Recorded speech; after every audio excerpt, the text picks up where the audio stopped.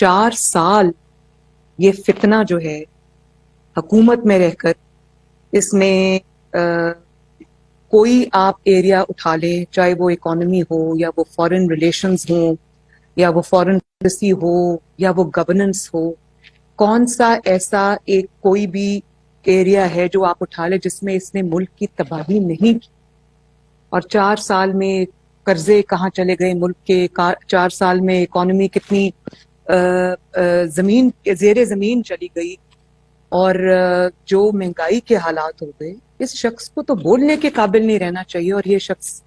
جلوس لے کر سڑک پہ نکلا ہوا۔ اور پھر جو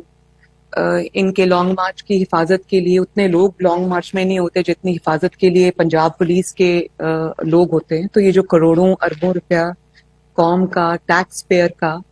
ایک ایسے مارچ کے لیے خرچ ہو رہا ہے، اس کی حفاظت کے لیے خرچ ہو رہا ہے، جس مارچ کے کوئی مقاصد سمجھ نہیں آتے، جس مارچ کا کوئی قومی مقصد نہیں ہے۔